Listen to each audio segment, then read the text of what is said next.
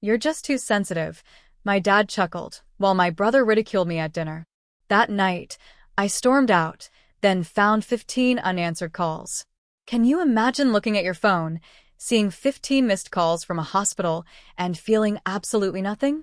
Just cold. My own family had pushed me so far that when tragedy struck, I was left empty, wondering what kind of monster they'd turn me into. Hi, I'm Ethan. I'm 28, and for most of my life, I've been the invisible man in my own family story. Not the golden child, not the favorite, just there. Always doing the right thing, head down, never making waves. I was the quiet kid who got good grades, never asked for much, never caused trouble. The one who didn't wreck cars, yell at dinner, or sneak out to parties. I honestly thought that would be enough. But it never was. My older brother, Liam, he's 30, and he's always been the golden one. He walks through life like the world owes him something. My parents, especially my dad, they saw him as this unstoppable force, the one who'd carry on the family name, whatever that even means. Liam played varsity football, mostly from the bench, but it earned him years of applause. Meanwhile, I was quietly teaching myself how to build websites, edit videos, even write code. I got my first freelance gig when I was just 19, and you know what? Crickets. Not a word. My mom used to call me the silent achiever, but that changed when Liam dropped out of college to start his own business. Suddenly, he was brave, a visionary. Dad even co-signed his loan without a second thought. But when I wanted to start my own side hustle, a real LLC with actual clients, Dad told me to wait until I had more experience. It was always like that. So, as soon as I could afford it, I moved out. I wasn't running away, not really. I just needed space, needed to breathe. But I still came back for birthdays, holidays. Even when it felt like walking into a different dimension. Liam always found new ways to get under my skin. Calling me the intern, mocking my clothes, asking if I was still making money on YouTube. And my parents? They just let it happen. Never intervened. Never said a word. This year, though, things took a turn. I'm not sure why. Maybe the tension just hit a boiling point. Maybe something in Liam finally snapped. Or maybe, just maybe, I finally stopped letting it all slide off my back. It started small. I'd show up, and my seat at the dinner table would already be taken. No one would offer me coffee or ask for help with dishes. But if Liam needed a couch moved or a new computer set up, oh, then I was suddenly essential again. Then back to being invisible. The real tipping point? A few weeks ago, at Dad's birthday. Big backyard bash, steaks, booze, the usual bravado. I showed up with a thoughtful gift, custom-engraved cufflinks, a quote from his favorite book. I actually hoped, for once, he'd see I cared, in my own way. He opened them, looked at them, and just said, "Huh, that's different," before setting them down and moving on. Liam, of course, showed up 45 minutes late with a box of Cuban cigars and got a standing ovation. Typical. But what came next, that hurt. I was helping Mom bring out dessert when Liam launched into this completely fabricated story about me crying in gym class in middle school. Everyone laughed. Even my parents. No one even looked at me. I stood there, holding a platter of lemon squares, my face burning, jaw clenched, feeling like an absolute idiot. When I finally put them down, Dad just chuckled. "You were always sensitive, Ethan," he said. Just like that.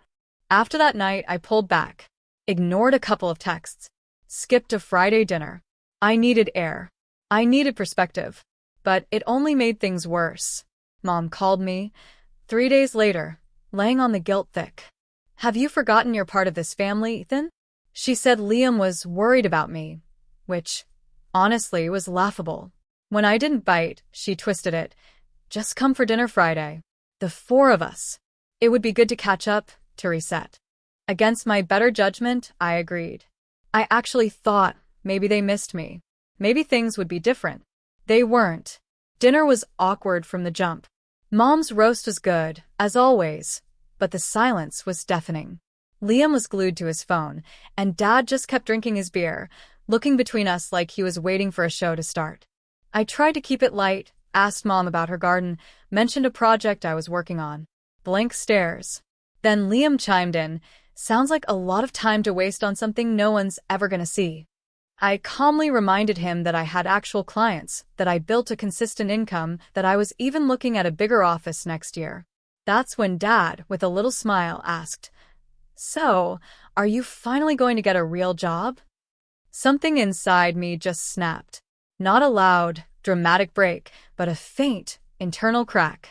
I slowly put down my fork, pushed my plate away, and asked, "Why do you even invite me if everything I do is just a joke to you?" Liam leaned in, his voice rising. "Because you need to hear the truth for once.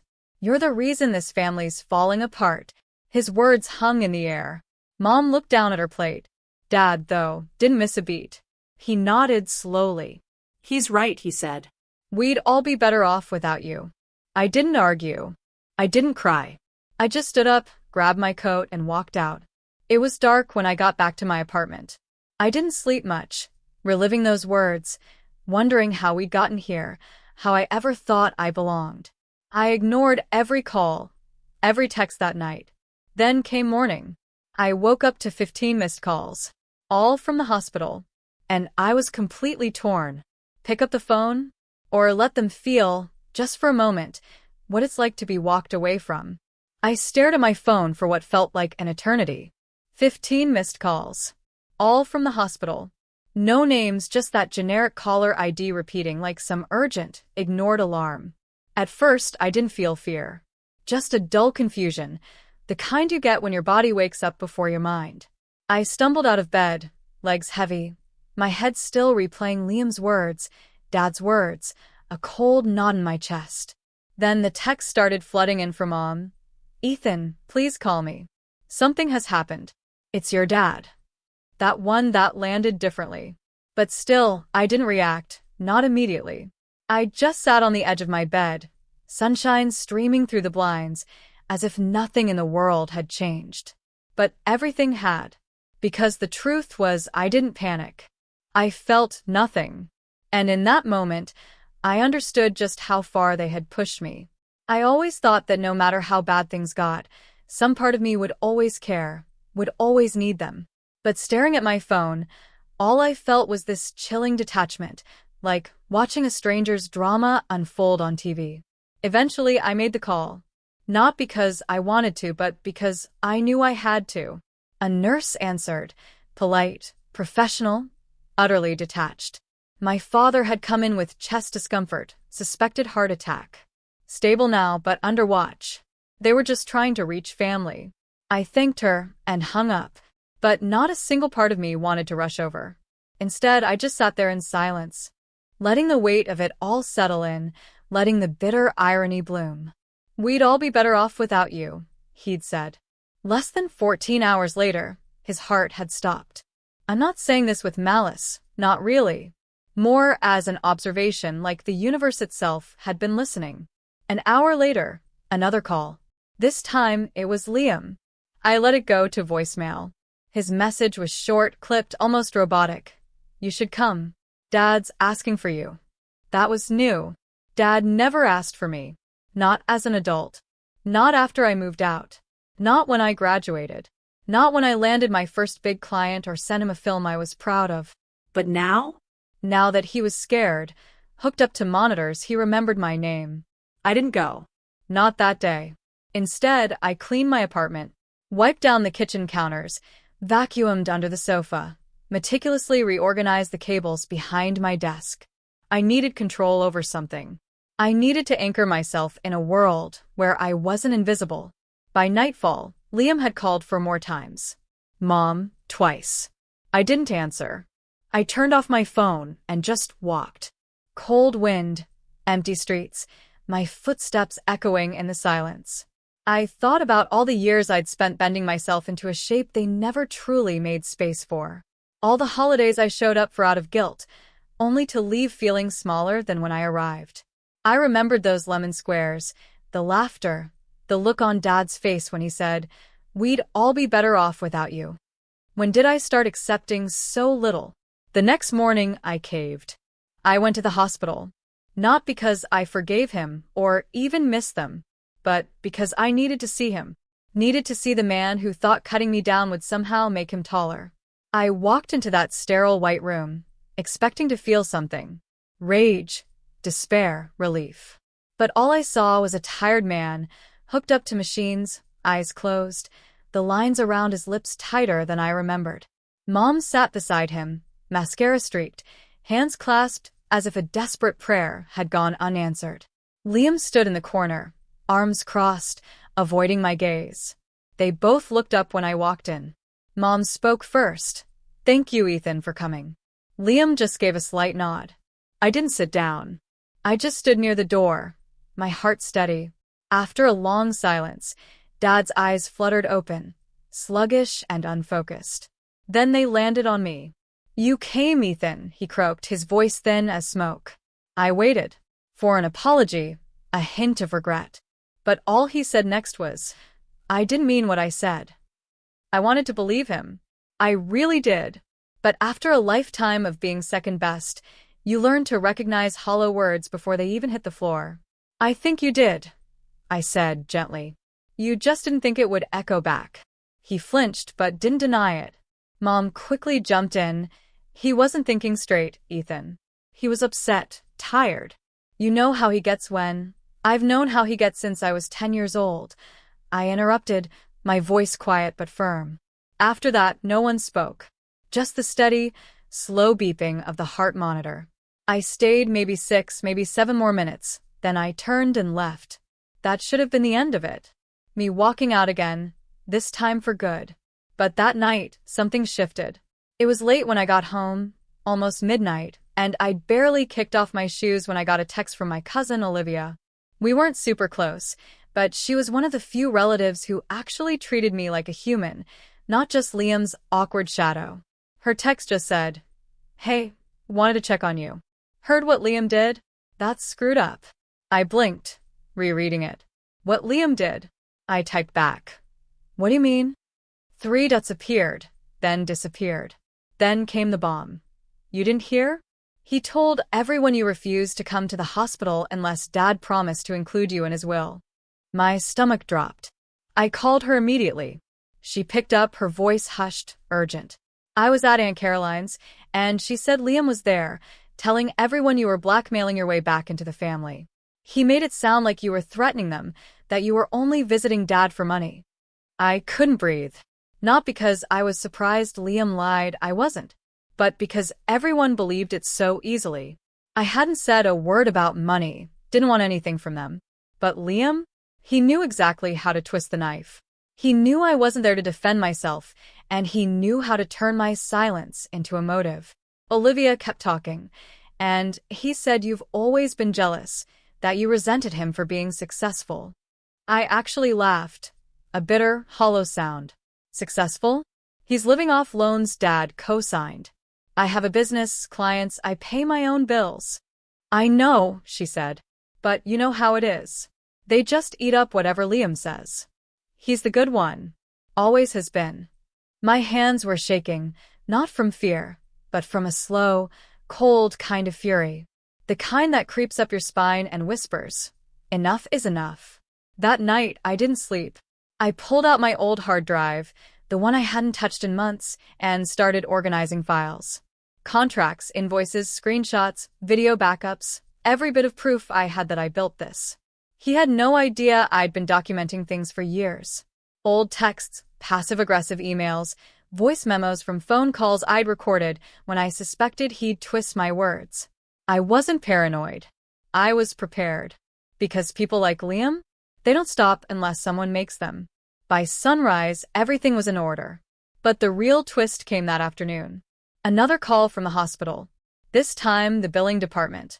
"Hello, is this Ethan Reynolds?" the voice inquired. "Yes," I said. "This is just a courtesy call about the card you gave for your father's operation. We needed to check the authorizations before proceeding." My mind went blank. I didn't submit a card. The lady paused. "It's listed under your name. The same address as the one we have on file for the emergency contact." Asked her to read it out. It was my old address, the one where I'd lived before Liam moved in after I left. My jaw clenched. "Don't process anything," I whispered. "That card is not authorized." I hung up, my heart pounding. He used my name, my identity, to pay for Dad's hospital bills. Probably to look like a hero, and maybe even to frame me later. The pieces clicked into place. The lie about the will, the smear campaign, the fraudulent charge. This wasn't just family drama anymore. This was war. And Liam had just made the biggest mistake of his life. I don't remember the exact moment I hit rock bottom. It wasn't some dramatic collapse, no shouting or tears. It was a slow, silent sinking, like waking up underwater, realizing you'd been drowning for a while and wondering if swimming was even worth it anymore. After that call from the hospital billing department, I didn't yell. I didn't punch a wall. Instead, I just sat in my chair, staring at nothing as the weight of it all settled. Liam had used my name, my identity, to cover a hospital bill. He'd done it so casually, as if I were just another tool in his arsenal. The betrayal hit me differently this time. It wasn't just words or cold shoulders over dinner. It was calculated, personal, a theft of both money and narrative. And it hurt. He'd twist the story later, I knew it. Say I offered to pay, or that I tried to buy my way back into the family. Not that I needed their approval anymore, but it confirmed something I'd tried so hard not to believe. They didn't just fail to see me. They chose not to. When I called the hospital back and told them the charge was unauthorized, they were polite but unhelpful. I'd have to file a fraud claim with my bank, they said. They couldn't remove the card unless someone else took financial responsibility. I asked who added my card in the first place. It was provided during intake, they said, and the form was signed by an Ethan Reynolds. I asked for a copy. They'd send it by mail. I could already picture it in my head, Liam's sloppy attempt at copying my handwriting. But seeing it wasn't what scared me. What scared me was how normal it all felt. As if I was used to being violated by my own family. That night, I just walked. No destination. Block after block, trying to outrun the thoughts in my head. The sky was overcast. I didn't cry. I didn't scream. Just hollow. Absolutely gutted. The next few days passed in a fog. I didn't work. Didn't sleep. Ignored texts and calls. Liam even messaged me once with a smug line. Just cleaning up your mess, little bro. You're welcome. I couldn't respond. I didn't trust myself. Mom texted too, saying they were worried that Dad was home now, recovering, and we should just put things behind us and come together. I almost laughed. As if we were a sitcom family arguing over Thanksgiving turkey, not a broken house held together by manipulation and selective memory. Then the mail came. The hospital's intake form. The signature wasn't even close to mine. It was almost comically bad, big looping letters trying to mimic my writing, but full of irregularities, sloppy, hasty, so obviously fake. Liam hadn't even bothered to hide it. He expected me to roll over as I always had. That's when I opened a new folder on my desktop, labeled Truth. I started building. Every email, every voicemail, screenshots of Liam's texts, receipts showing my real address, my actual bank info, my business activity. I pulled copies of my LLC filings from years ago, proof that I wasn't freeloading or jealous, or still figuring things out. For the first time in my life, I stopped editing myself for them. Stopped shrinking to fit into the version of myself that made them comfortable. I started writing my story. Not a Reddit post, not a letter. Just for me. I found old family photos where Liam would crop me out before posting them. Pictures from parties where I was always behind the camera, never in front. I wrote down everything. The comments, the lies, the quiet betrayals, the gaslighting. I didn't intend to share it. I just needed to see it, to remind myself that I wasn't crazy, that I had lived through it and survived. Somewhere in the middle of that process, I started to remember who I was before all of this. Before Liam's voice became the one that rewrote every room we entered. Before Dad's silence swallowed every opportunity to speak up. I remembered being proud of myself when I landed my first client. When I finished a 3-month video project that helped a small business triple their traffic. I remembered waking up excited to work, rather than drained from carrying invisible wounds. I reached out to an old client I'd helped rebrand last year. We hadn't spoken in months, so I asked if they needed any video work done. They said yes. And within a day, I was back in the zone, editing clips, selecting music, syncing transitions. My mind felt clear for the first time in weeks. I worked late into the night, not because I had to, but because I wanted to. One gig turned into two, then a referral, then another. I didn't advertise, didn't post anything online. But something had changed. The more I focused on myself, on building rather than reacting, the more momentum I gathered. And the more I worked, the more I realized how much my family had shrunk me. I started going to the gym again. Nothing fancy, just a few light sessions a week, just to get my body moving. I used to second-guess myself, worried I was being too sensitive or making things about me. But the truth was, they did make it about me when it was convenient, when they needed someone to blame or someone to pay the bill. I changed my diet, started sleeping better, cleared out my apartment, donated old clothes, rearranged furniture, threw out junk I didn't even remember owning. It felt symbolic, like shedding old skin. I even booked a weekend trip to a small cabin upstate, no Wi-Fi, no noise. I brought books, not screens. I hiked. I journaled. I sat in silence and listened to the wind. And somewhere out there, surrounded by trees and sky, I realized something profoundly important. I don't need them. I don't need their validation, their permission, or even their love, at least not the kind they're capable of giving. What I needed was myself. My voice. My story. My strength. When I came back from that trip, I saw everything with new eyes. Liam wasn't just a bully. He was a coward in a loud costume, a fragile ego dressed in bravado. Dad wasn't a patriarch. He was a man who picked favorites and called it discipline. And Mom? She wasn't innocent. Her silence was a choice, and her refusal to stand up for me had consequences, whether she admitted it or not. But I wasn't going to chase an apology anymore. Instead, I was going to show them who they were trying to erase. I started small, updating my portfolio, rebranding my website, polishing client testimonials, adding new services. And then I launched a YouTube channel. Not for fame, but as a creative outlet. Tutorials, editing breakdowns, behind-the-scenes project commentary. Within a week, a few videos started gaining traction. Comments trickled in, then flooded. One video hit 12,000 views, then 60,000. Emails followed, new clients, collaborations. I was creating something real, something mine. But here's the thing, I didn't tell anyone. Not even Olivia. I wanted this to grow in silence, free of their reach, untouched by their narratives. But the universe has a funny way of delivering news. About a month after that hospital incident, I got another message from Liam. Short. Smug. Heard you're doing YouTube now. Cute. No congratulations. No curiosity. Just pure condescension. But what he didn't know, I'd trademarked my brand, secured contracts, filed paperwork. I'd grown stronger in the silence. And he still thought I was the same person who would shrink when challenged. He didn't realize I was no longer playing defense. I was building an offense. And if he tried to interfere, I'd be ready. Because rebuilding is quiet. It's intentional. It's relentless. And eventually, it's unstoppable. I didn't set out for revenge.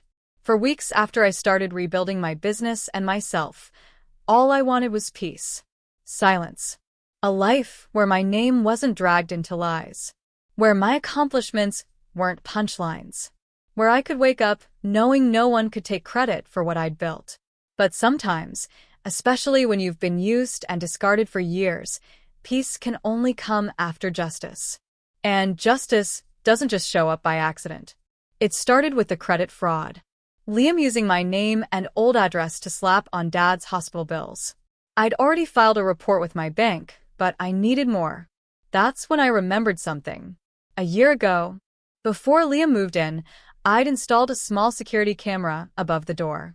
Not a fancy system, just a basic motion-activated camera that uploaded footage to a cloud account I hadn't accessed in months. I'd put it up after someone stole a package, but when I moved out, I forgot to take it down.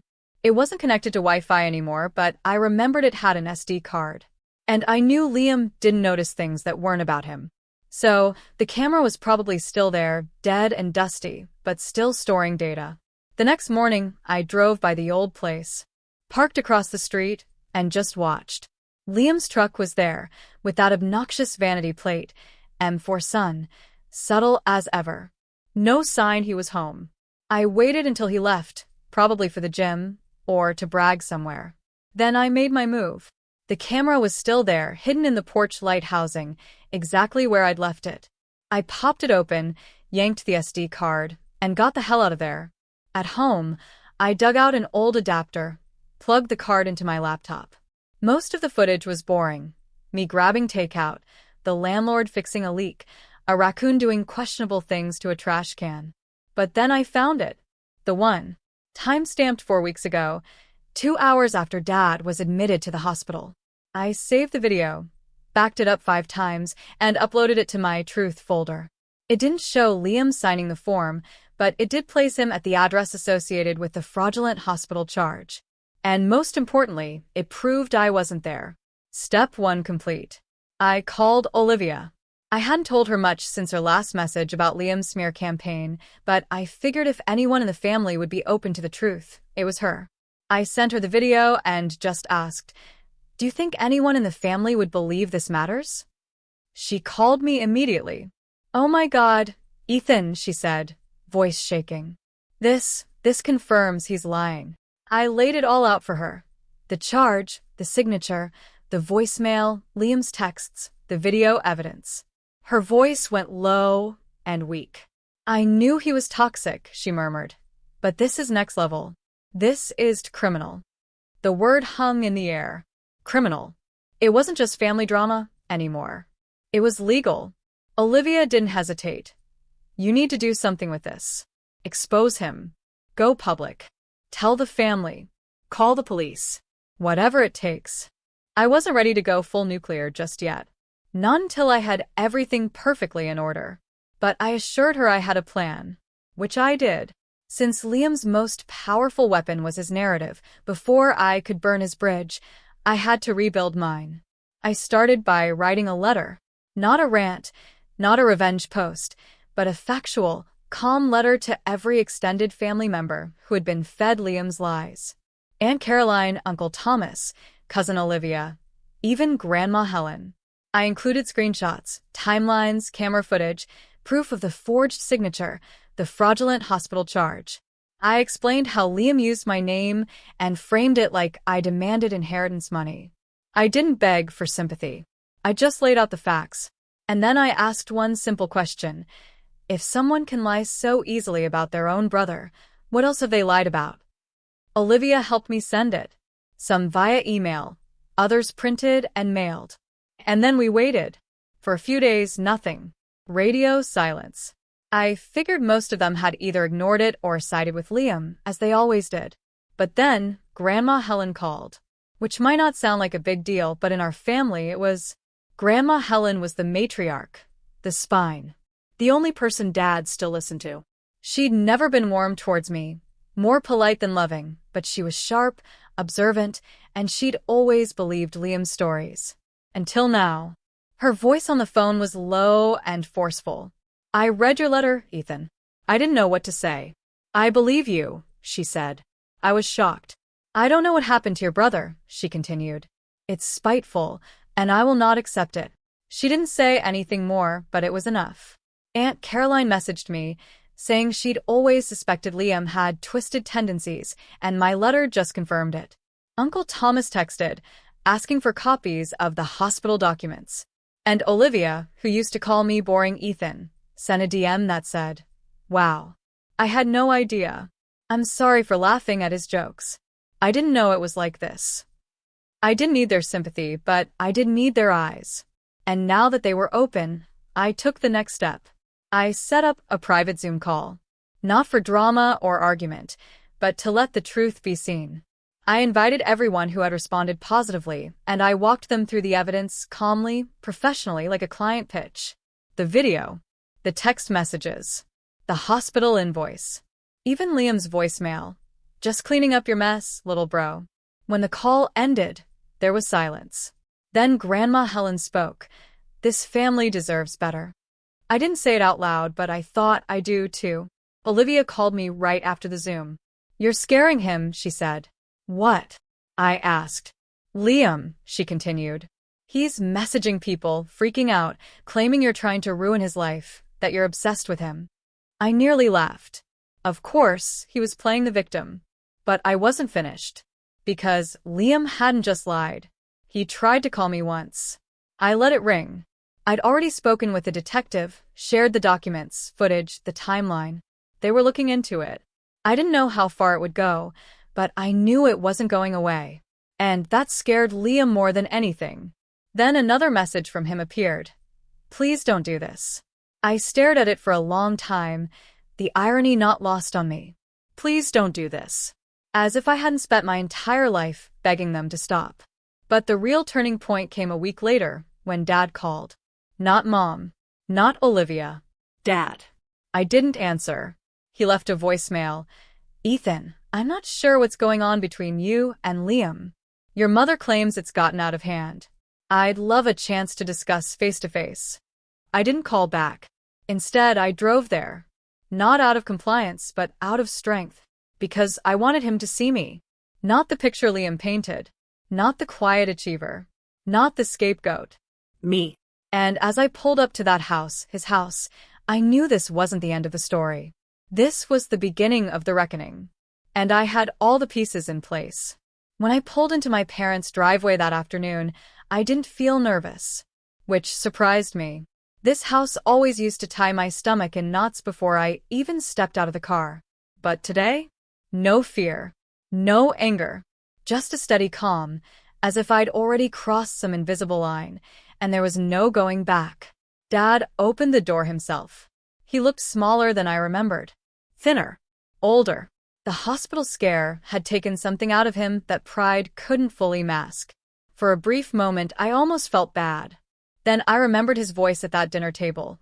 "We'd all be better off without you." And the feeling passed. "Ethan," he said, clearing his throat. "Come in." Liam was already there, pacing the living room like a caged animal.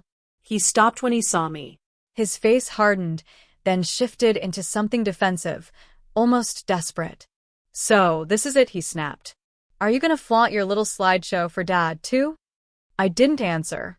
I just dropped my laptop bag onto the dining table and sat down. Quietly. Methodically. The way people do when they know they have an advantage. Mom hovered near the kitchen, eyes darting between us, hands wringing the edge of her sweater. She looked exhausted and guilty, as if she'd waited too long to choose a side and realized too late that neutrality was a decision in itself. Dad motioned for Liam to sit. "Explain why the family is being dragged into this," Dad said to me. I nodded, opened my laptop, and turned it so everyone could see. "But first," I said, "I want to be clear. I did not bring the family into anything. Liam did. I'm just finished covering for it." Liam scoffed. "Unbelievable. You've always been theatrical." I pushed play. The surveillance tape filled the screen, showing Liam in a hoodie, walking out of my old home with a clipboard, the timestamp and address clear as day. Dad leaned closer. Mom covered her mouth. "What is this?" Dad asked slowly. "This," I said, "is Liam leaving the address associated with a hospital intake form. The same address used when my name and card were fraudulently attached to your medical bills." Liam laughed, sharp and forced. "That doesn't prove anything." I clicked to the next file. The intake form. My actual signature enlarged, side by side with the forgery. "Forgery," I continued. "Ask any handwriting analyst." Liam's chuckle faded. I then played the voicemail. "Just cleaning up your mess, little bro. You're welcome." Silence filled the room. Mom sank hard onto a chair. Dad's face went pale, then hot, then pale again. Liam opened his mouth, then closed it. "I didn't," he began. "I'm not done." I raised my hand. I showed them the text messages where Liam told people I'd demanded money. The screenshots Olivia had forwarded of family group chats where my name was dragged through the dirt while I remained silent. The bank correspondence. The fraud report. The detective's email confirming the investigation.